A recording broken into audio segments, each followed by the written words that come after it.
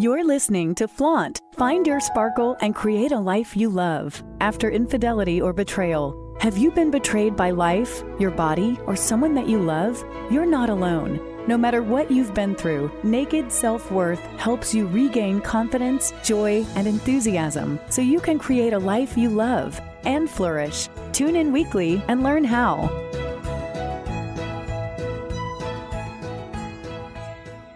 One of the hardest things about finding out that your partner has had an affair is the shame and embarrassment. Talking about it, because it makes you feel like you did something wrong, that somehow you weren't good enough and that you didn't keep them happy. And there's such a misperception in the world around what affairs are like and what it means when somebody has had an affair. That's why I have created a monthly support group for women who have been betrayed by their partner. It's for women who are really ready to move through the grief and the pain in a healthful way so they can claim what's possible for them on the other side of infidelity and betrayal as quickly and as healthily as possible. And part of that is having community with people who were positive. There are so many online support groups where everybody's just really negative and grouchy and they just vent their own pain and they vomit their pain all over you. And this group is nothing like this. This group is honest. Yes, we're honest. But it's also about support and community and holding each other and building each other up.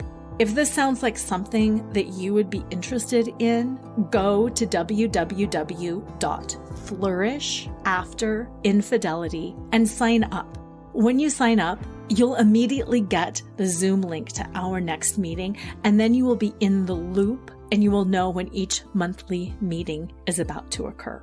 I really look forward to having you there, to building this community of strong women together. Once again, it's www.flourishafter.infidelity.com. And we'll see you at our next meeting. Hello, welcome to Flaunt. Find your sparkle and create a life you love after infidelity or betrayal. I'm Lora Cheadle, and yes, I too am an infidelity survivor. And yes, I too thought that I was irreparably broken.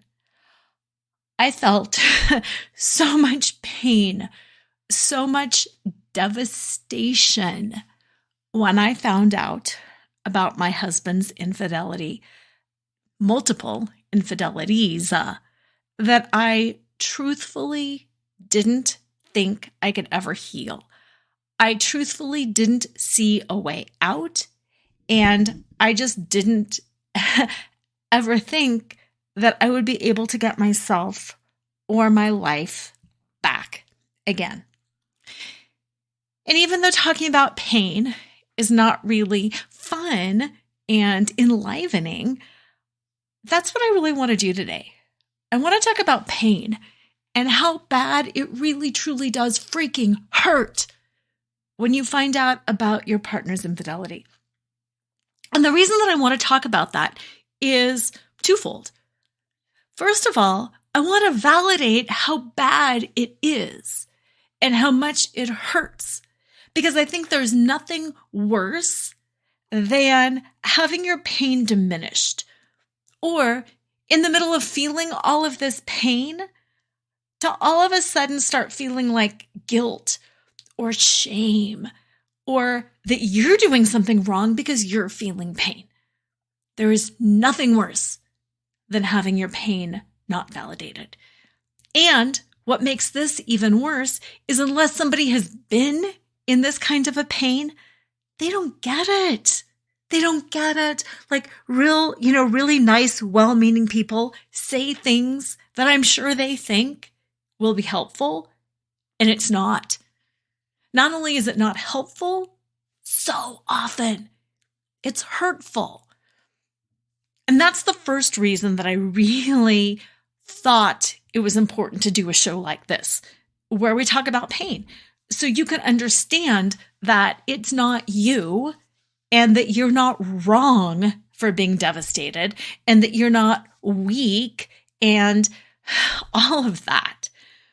And then the other reason that I wanted to talk about it was because I talk a lot about getting out of the state of victimhood and about turning your life into something good and rebuilding yourself from the ashes in a way that is powerful and new and healthy and creative for you. And while that is what I do, and that is what I help other people do when I coach them and when I work with them, and it's what I did, and it's what I believe in, I also don't ever want anybody to falsely believe that we can just put a smile, slap a smile on, or put a dash of sparkly coaching magic on this whole icky ordeal, and that it will go away.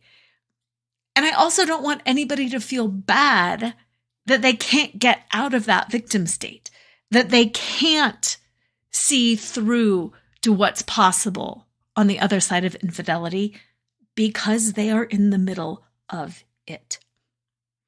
So those are the two really important reasons that I wanted to address the topic of pain and what it feels like to be the betrayed spouse, the betrayed partner, and really get into talking about and understanding some of that pain. Again, not to bring us down, not to really have a pity party, but to ground not only the work that I do, but the work that other people do, and to also ground you and your experience in some honesty, in some raw truth, in service of continuing to heal, in service of growing and expanding and moving through this journey. Because the bottom line is, the only way through it is through it. We cannot spiritually bypass. We cannot wave a magic wand. We have to go through the pain. So let's start by talking a little bit about what it feels like to be betrayed. I actually got into an argument at one point with a marketing person that I was working with in marketing my services. And she said, "You really can't say that this is one of the worst pains because people have all sorts of pain. And you don't know what it's like to have cancer or to have somebody that you love dying or to lose people that are close to you. And it sounds really shallow," were her words, "to say that the pain of betrayal is one of the worst pains out there." And we actually ended up having a discussion/argument around that for kind of a long period of time. And I do believe that by the time we were done, she had a little bit more understanding and compassion over why I was saying this is one of the worst kinds of pain you can have. And that discussion, that argument really helped me to understand how and why people don't understand it. Okay, people don't understand it unless they've been through it. And even if they've been through it, so often experiences are so different that it does make it hard to compare, sometimes apples to apples, apples to oranges. Okay, the pain of betrayal cuts to the core of who you are, as well as to what you do. When you have been cheated on, it makes you question how good you were as a partner. That encompasses so many different things. It might encompass some of the traditional wifely things like cooking or cleaning. It might encompass things like taking care of kids, taking care of a family. Of course, it encompasses your sexuality, how good you are in bed, how attentive of a partner you are. It also cuts to the core of how you look. Were you pretty enough? Did you keep yourself up enough? What is your body like? What is your health like? What is your energy level like? It's so much of that combination of what you do and who you are. Because if you are worthy, if you are lovable, if you are any of those things, then the natural presumption is nobody will hurt you if you are a good person. Nobody will hurt you if you are lovable. Nobody will hurt you if you are kind. Well, wham! You find out that your partner cheated on you, and suddenly I didn't cook well enough, clean well enough, take care of the kids well enough. I was not attentive in bed. I was not attentive emotionally. I'm not a good conversationalist. I'm not worthy of having a trustworthy partner. I'm not worthy of fidelity. I'm not worthy of somebody loving me exclusively. It's everything. And yes, I know that other kinds of traumas are difficult. Getting a disease is difficult. Having somebody that you love die is difficult.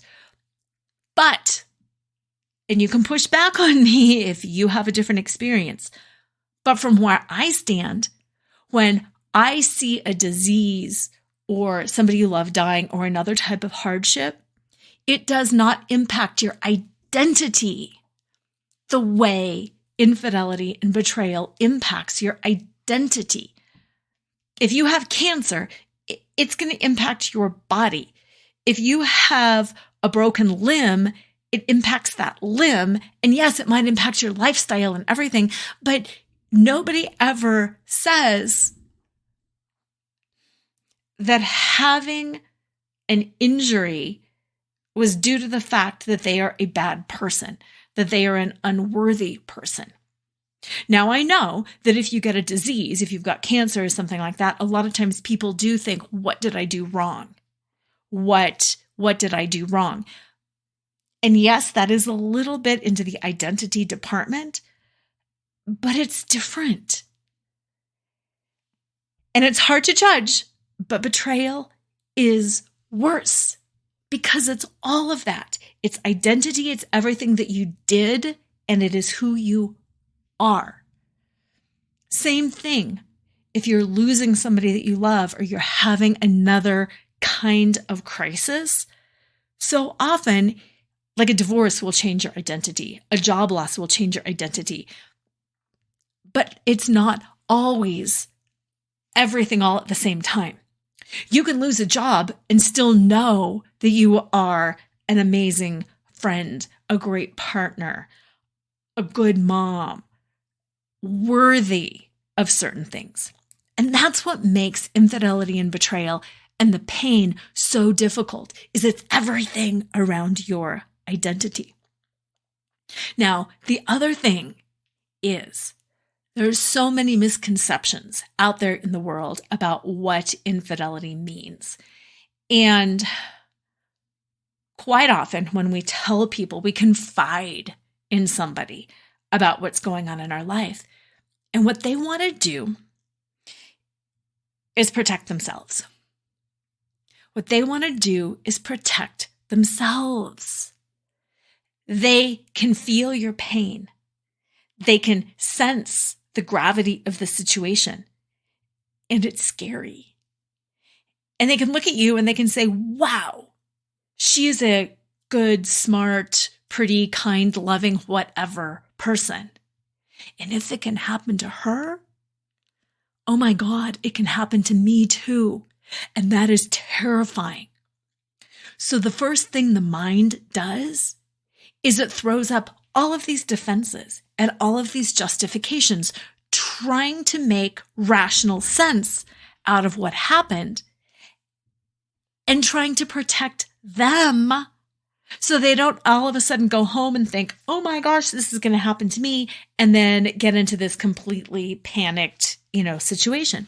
So what they do is they do one of several things. First, they say, what did you do wrong? What happened? Because they're trying to find a reason when there is no reason, or when the reason doesn't lie with you. So they say, what did you do wrong? What could you have done better? How is this gonna, how can we make sense of this?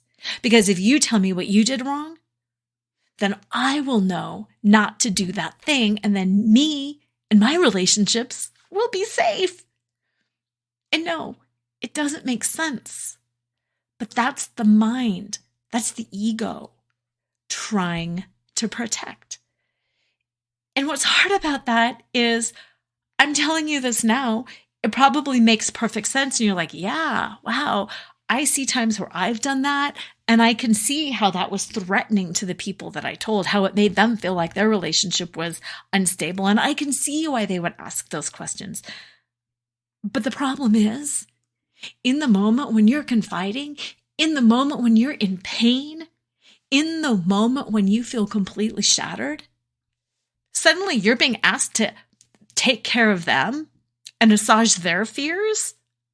That's A, not fair, and B, not really something that most of us are capable of doing in the moment. The second response that I got a lot, and if you're anything like me, you probably got a lot too, was immediate turning on your partner. That jerk. Take him for all he's worth. How could he do that? And they buddying, they get up on your side and they spew anger at your partner. And here's what's tough about that one. You're angry too. You have every right to be angry. You should be in a state of rage too. But if you're anything like me, in the moment, it's a weird feeling to have somebody else bad-mouthing your partner because you've loved them. You've loved them for probably a long time. And on some level, you still do. Because that's the thing with infidelity. Finding out about infidelity, finding out about betrayal doesn't flip a switch for most people and make you suddenly not love your partner. That learning to unlove takes time. And yes, even though in the moment you're very angry, even in the moment you're very upset, all of that good stuff, there's still a part of you that wants to defend your partner. There's still a part of you that is hurt when you hear somebody else bad-mouthing your partner. And then that also puts you in kind of a weird position of, do I get angry? Now I feel like I'm betraying my partner by talking about them behind their back, even though they did this to me and I deserve to, so to speak. It still puts you in a weird position and it doesn't make you feel better. And feeling better is truly what it's all about. And I know in my case, there were certain people that I didn't want to tell because I knew they would never forgive my partner, and I didn't know what the heck I wanted to do. I didn't know if I was going to stay. I didn't know if I was going to go. I didn't know what was going on. And I knew I didn't want to have to start contending with other people and their emotions over my situation later on. So then I kept things to myself, which sometimes increased my pain because I couldn't share and I couldn't vent and I couldn't bounce things off of people. And it left me in that position of, I don't know what to do with this pain. I don't know what to do with this pain. I've got it and I don't know what to do with it. So that's what happens all too often when we start sharing our pain with other people, is we get a response that is not exactly the response that we want. Very few people know how to hold space. Very few people are comfortable with grief or shock or pain of any kind. very few people know how to just sit there and hold it. They want to shift to self and tell you about a time something happened to them, or they want to solve your problem, or they want to just get up and start cheerleading and fighting on your side too. And the thing is, those are all normal human reactions, but that's not the reaction that we need. And that's why counseling, coaching, therapy, clergy, having a trained professional, or maybe even not necessarily a trained professional, but somebody who is really, really good at listening is so important, because they will give you that space to just share your pain, to share your confusion without feeling threatened, without feeling like they have to make you feel better, without feeling like they have to solve your problems, without feeling like, oh my God, if it happened to her, it can happen to me. And that scares me to death. So I've got to pick her brain now. And now she's got to make me feel better and tell me everything that she did wrong that was causing it. Having a trained professional, a counselor, a coach, a clergy member, something like that, someone who knows how to actively listen and who is comfortable, will also allow you to sit more comfortably in your own emotion. Because that's what it's all about, is having the ability to sit comfortably in your discomfort. And when I say sitting comfortably in your discomfort, of course, that's all relative.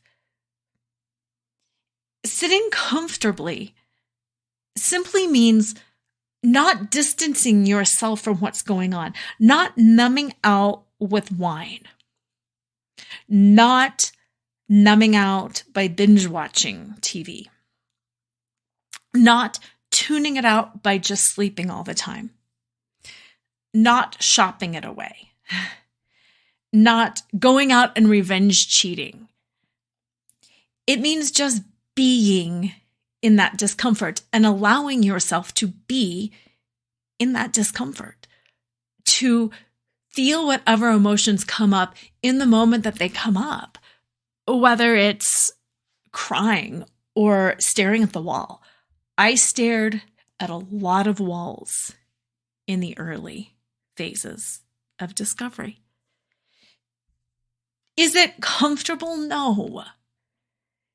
Does it make you feel like vomiting? Yes. Does it feel like there's a knife twisting in your stomach or your heart? Does it feel like you're being squeezed? Yes, yes, yes, yes, yes. It doesn't feel good at all. But it's just being in it and just breathing through and crying when you want to cry and screaming when you want to scream. And staring at the wall when you want to stare at the wall. There are a couple of different techniques that I want to share with you that will help you be able to be in the rage, in the sadness, in the grief, in the discomfort, whatever it is that you're feeling. A couple of techniques that will just help you be there. These are two of the techniques that I use in my retreats, in my group work, in my one-on-one work, and they are extremely powerful. And you will be able to use them on your own as well. The first technique is addressing sacred rage. Rage, anger, shock, pain, we don't like it, but it's sacred. All feelings are sacred. All emotions are sacred. It is a gift to be able to feel. It is a gift to be able to feel deeply and fully and wholly and completely. It's what makes us human. And yes, I know it doesn't feel good to experience the bad emotions and that we all want the happy emotions, but unfortunately, it's just not the way that it works. If we want to go high, we have to go low. If we want to feel good, we have to feel bad. And feeling in and of itself is exquisite. Now, the sacred rage practice is especially powerful when done with the person who hurt you.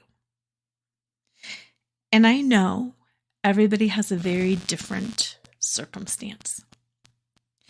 And if the person who hurt you is not there, that's okay. If the person who hurt you cannot emotionally do this and is not ready to face the injury and the damage that they caused, that's okay. It's better for you that you don't push them into something that they're not ready for. Because if you push somebody who's not ready and not capable of doing this, it turns out very damaging and it makes things worse instead of better. So this is something you can do on your own or with a partner. What it requires is you letting yourself go fully within bounds. The ground rules, the bounds are, you get to express everything with your voice, with sound, with tears, with your body.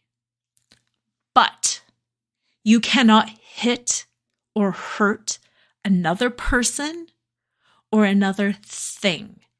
You cannot punch walls for this exercise. You cannot kick things. You most certainly cannot hit or hurt another person. The second ground rule is you may not collapse. You may not fall to your knees and wail. You must stand. You must stand on your own 2 feet, fully supported, and stay present in your body. And that is important because when we collapse, when we melt, when we sink, we're not fully running the energy through our bodies. When we kick, when we punch, when we rage, when we bang, we are not fully moving that energy through our body. When you have the person who hurt you emotionally available, their only job is to witness. Their only job is to witness.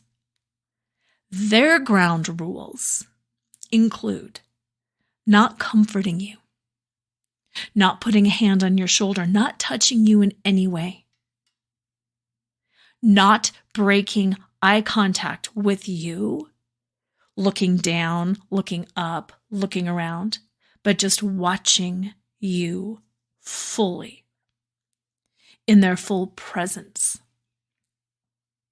This sacred rage activity is about full presence. You with yourself and the person who hurt you with themselves and of you. And it's harder and more powerful than you might think.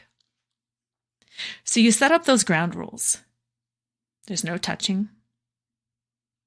There's no collapsing. There's no kicking, hitting, punching, anything. This is contained in you.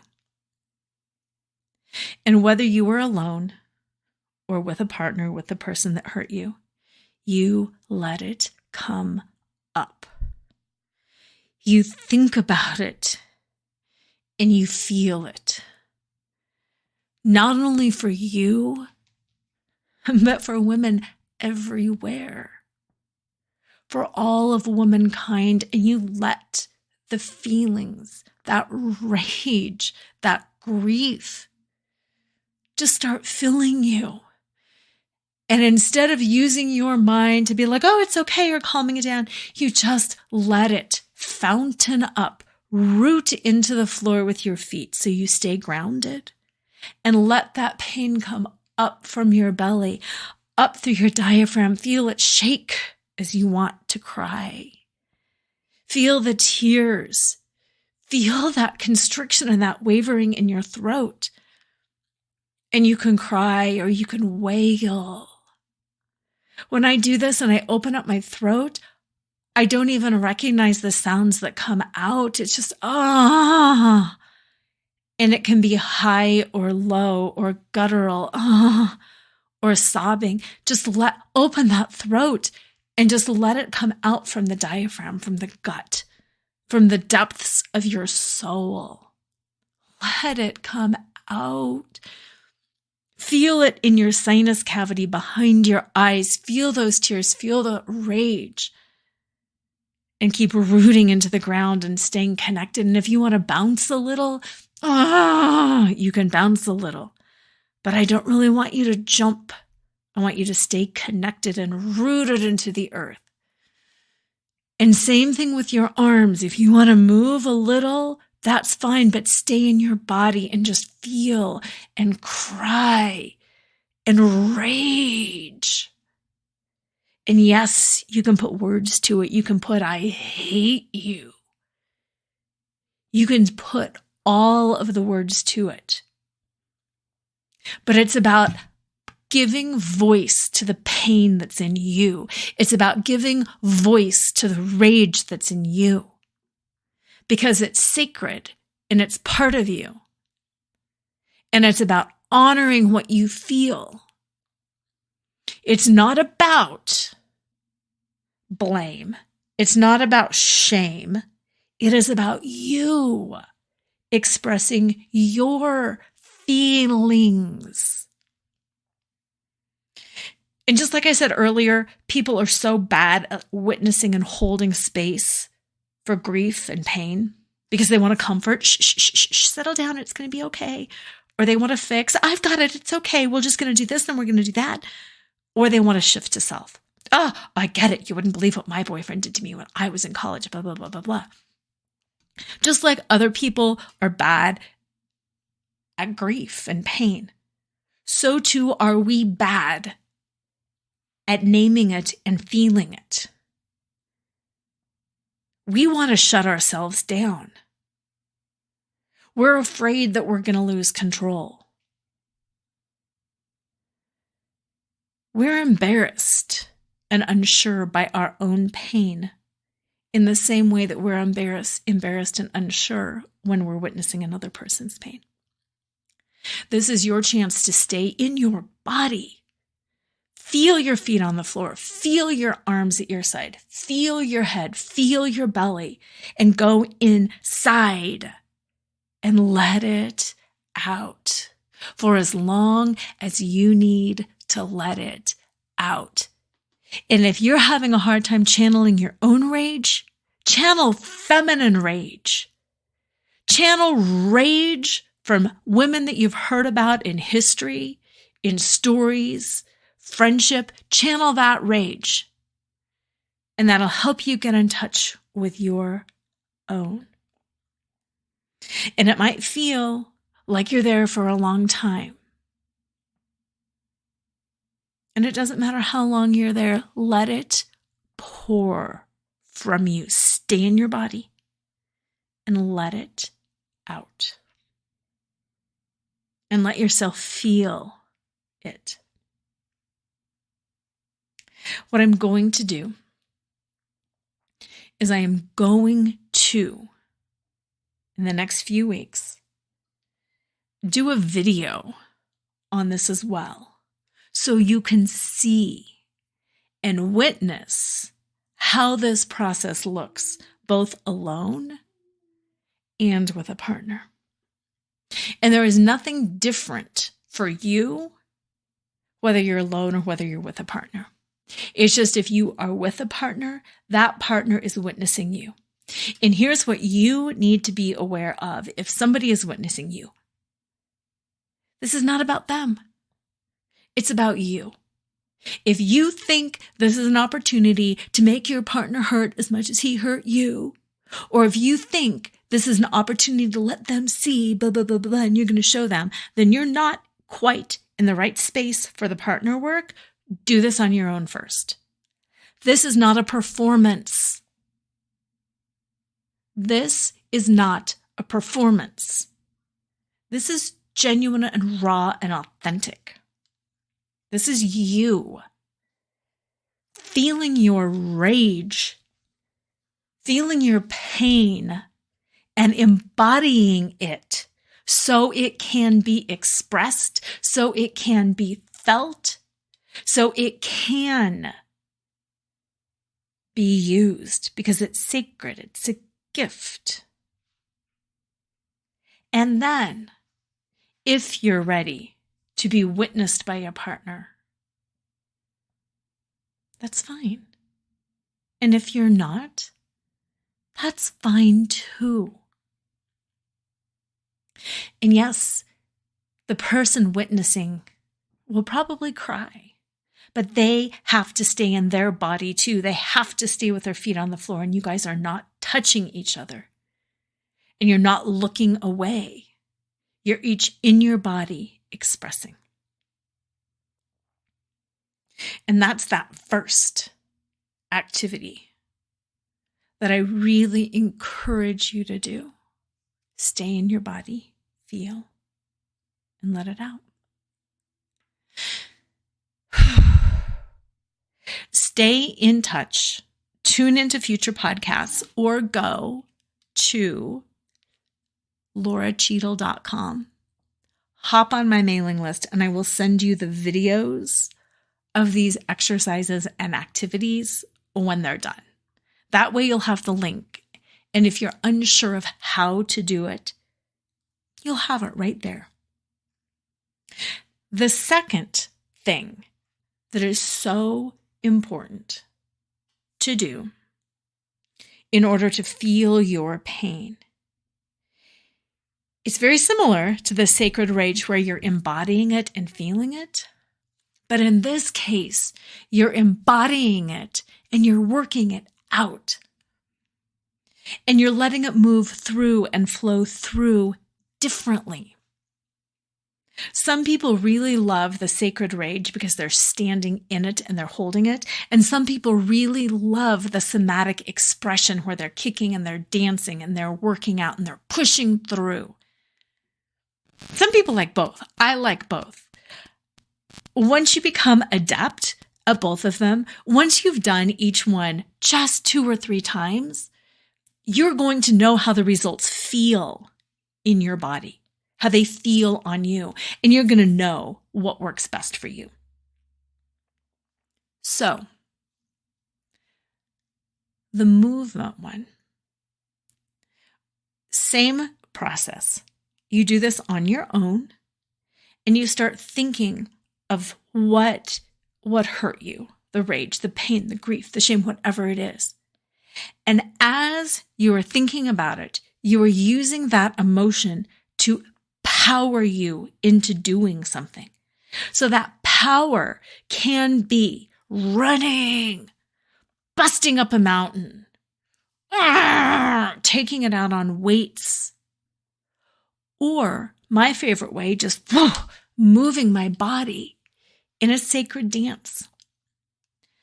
I call it sacred dance because it's not a style of dance. It doesn't matter what it looks like. Sometimes it looks like my arms flapping forward and backwards. Sometimes it looks like me whoosh, whoosh, getting tossed back and forth like I'm in a windstorm or the sea.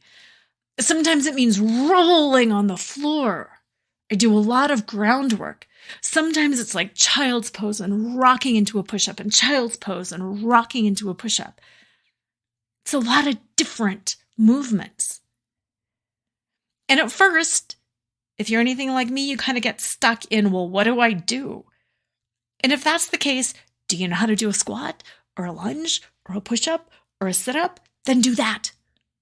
Do you know how to do jumping jacks? Do that. Do you know how to do high knees? Do that. Do whatever it is that you know how to do. And then just let your body take over. Shake, shimmy, bounce, jump. Flap your arms, move your shoulders.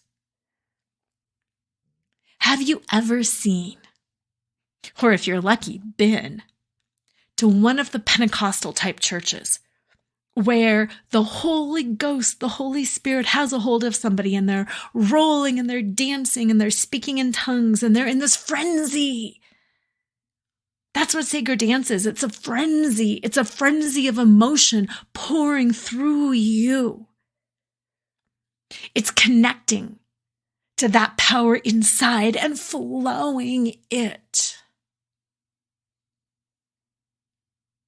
You can have your eyes closed. You can have your eyes open. Just make sure your space is safe. And do whatever you feel called to do.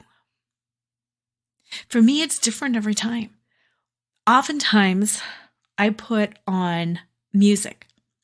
Deva Pramal and Miten, I will link some of their stuff at the bottom of the show. But for some reason, the frequency of that music, the vibration of the music connects me to a deep place inside. And for me, that music sets me free. Some of the Imagine Dragons stuff sets me free too. Play around with different styles of music. It can be angry rock. It can be angry rap. It can be classical. It doesn't matter. Just find with what's connecting to you. Find the music that just makes you want to go, "Wah," and just lights you up.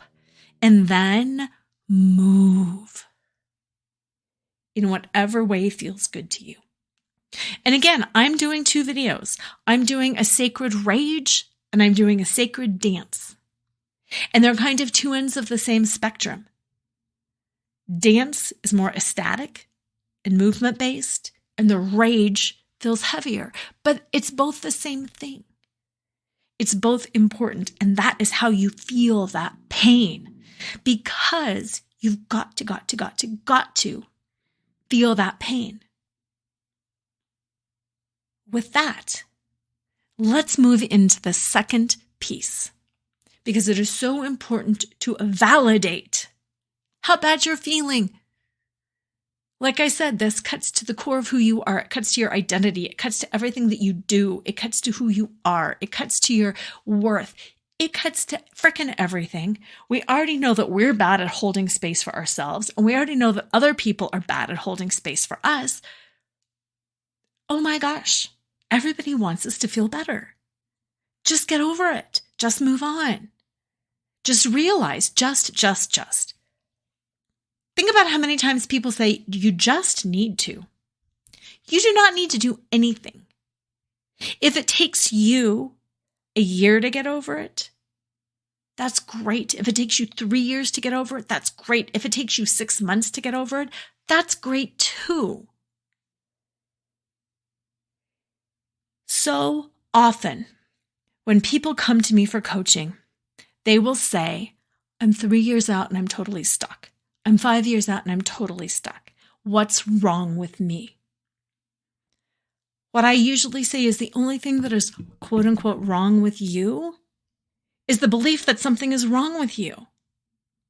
You have probably been so conscientious and wanting to heal so badly that you've done everything to move ahead, that you've done everything that everybody else has told you to do, and that you're trying really, really hard and it's not working.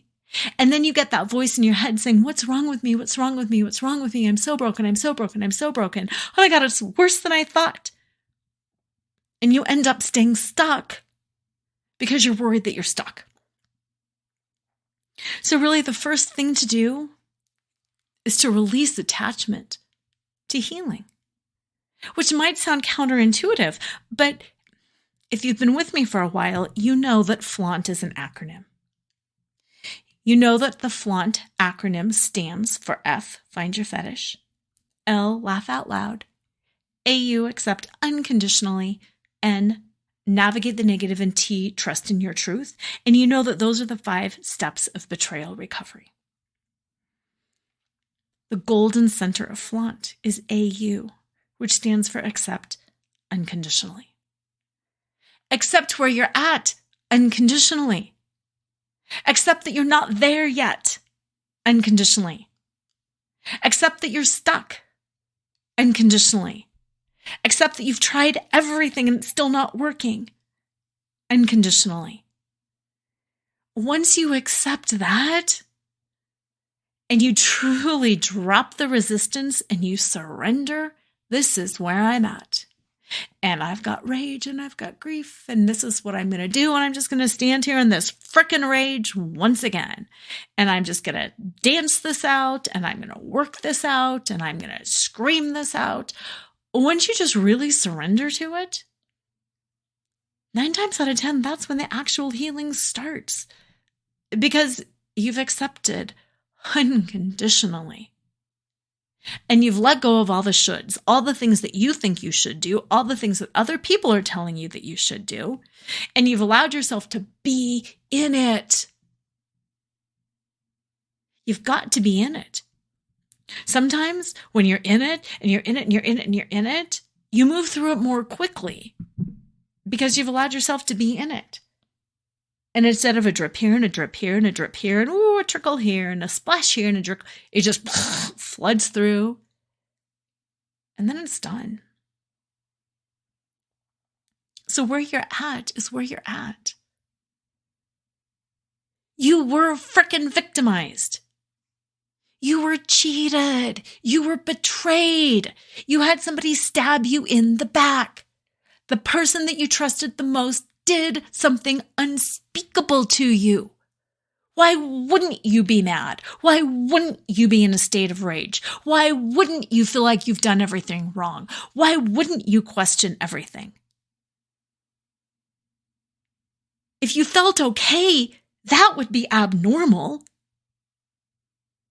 If you weren't impacted and could just be like, yeah, I'm just going to get a divorce and I'm going to take him for all they're worth and I'm going to do this and then I'm going to go out and find a new. Oh my God, that's weird. You're supposed to be impacted. You were hurt. You were lied to. You were cheated on. You were supposed to be hurt. Why do we have this belief in society that we're never supposed to be hurt? Of course you're supposed to be hurt, and you were hurt, like I said earlier, in what I believe is the worst possible way to be hurt, because it goes to your identity, because it goes to everything that you do or have done, and it goes to everything that you are. Oh my God, accept that. Accept unconditionally that truly one of the worst things that can ever happen to a human just happened to you, maybe multiple times. And you're still here, and you will get through it, and all of those little things that feel like platitudes, and so often really are. Can you just be here? Just be here. Just be here. It's okay to be here. You don't have to be better. You don't have to be better. The tools that I gave you, the sacred rage activity and the sacred dance, they're tools. They're tools to help you learn how to be here, how to feel it, how to witness yourself. Another powerful way to witness yourself is to look in the mirror. Watch yourself cry. Watch yourself hug your body and rock.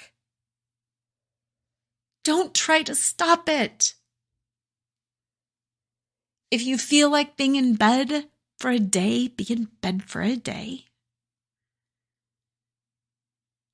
But witness yourself. Give yourself permission to be traumatized. Give yourself permission to be victimized because you were. And ironically, the best and only way to move through the victimization and the trauma is to be in the victimization and the trauma. Because it's all the pretending that gets us in trouble. It's all the pretending that it's okay and I can be strong. It's all the pretending that gets us in trouble.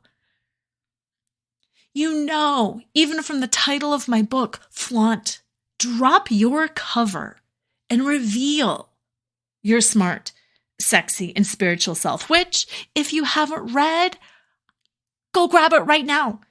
Get it on Amazon. Get it on New World Library. Get it on Barnes & Noble. Go get that book and start it. Because it's about dropping your cover and revealing what's really going on. Not what you think should be going on. Not what you want to be going on, but what's really going on. Because that is the first step in getting through it. Being in it and feeling and acknowledging it, and it's awful. And you feel broken because you are broken. You have been broken. No, you're not going to stay broken forever, but it's really disingenuous to be like, no, I'm fine. You're not fine, and it's okay not to be fine. You're not fine, and it's okay not to be fine. Even as you move forward, I'm 5 years out. I can still have not fine days, and that's perfectly normal. I know how to hold my pain. I know how to hold my grief. I know how to hold my rage because I've practiced some of these tools along the way. And so can you. And whatever happens going forward, whether it's a job loss, we're dealing with that in my household right now, whether it's accidents or death or pain or financial things, relationship issues, you'll know how to hold your own pain. You'll know how to be not okay and to be okay not being okay. Please, please, please, please, if you have any thoughts, if you need anything, reach out. Go to the website flourishafter.infidelity.com if you want to be a part of my monthly support groups. We meet one Sunday a month. And what's brilliant about it is you get to meet with other survivors. You have a place where you can be not okay and where you can witness other people who are not okay. And we can all be there together. And we all really know what it's like. And we all really know what not to say to each other because we know it's not okay. And we know it's not just going to go away and get better. And we know that just taking him for all he's worth isn't going to help. So join us, flourishafter.infidelity.com, or just email me, Lora, at loracheadle.com, and let's have a conversation. And while I hope you have a good, beautiful, wonderful week, I'd also like to say, I'd like you to have some weeks where you're not okay, because that's real. And I hope you revel in your not okayness, in service of moving ahead, being really vulnerable and raw, and getting through this for you. Not because you're supposed to or because it looks good, but because I want you. What I really want for you is for you to be happy. I can't wait to do these videos for you. So stay tuned for more. Have an amazing week. And always remember to flaunt exactly who you are. Exactly how you feel at every single moment without condition. Because who you are is always more than enough. This podcast is sponsored by BetterHelp. Have you been struggling lately? Relationship issues impact every area of your life. When I found out about my husband's infidelity, I was so devastated. I could barely function. Sleeping was impossible because I couldn't shut off my brain. Eating was a challenge because I felt nauseous all the time, and for the first month or so, everything felt pointless. Whether you're having trouble sleeping, feeling hopeless, or just can't focus, BetterHelp is here to help you. BetterHelp offers licensed therapists who are trained to listen and help. You can talk to your therapist in a private online environment at your convenience. There's a broad range of expertise in BetterHelp's 20,000 plus therapist network that gives you access to help that might not be available in your area. Just fill out a questionnaire to help assess your specific needs, and then you'll be matched with a therapist in under 24 hours. Then you can schedule secure video and phone sessions. Plus, you can exchange unlimited messages, and everything you share is completely confidential.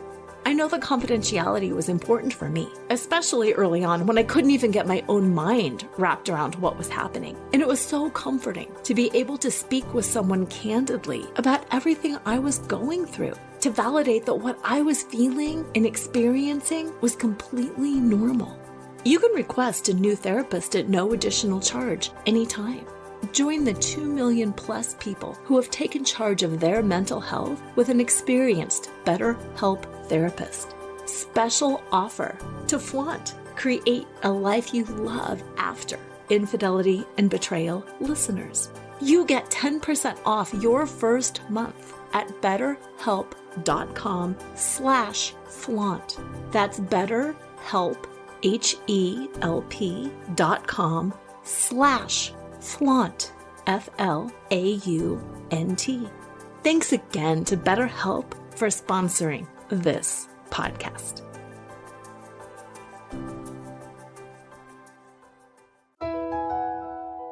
Tune in next time to Flaunt. Find your sparkle and create a life you love after infidelity or betrayal with radio host and live choreographer Lora Cheadle every Wednesday at 7 a.m. and 7 p.m. Eastern Time on syndicated Dream Vision 7 radio network. Develop naked self-worth and reclaim your confidence, enthusiasm, and joy so you can create a life you love and embrace who you are today. Download your free Sparkle Through Betrayal Recovery Guide at nakedselfworth.com.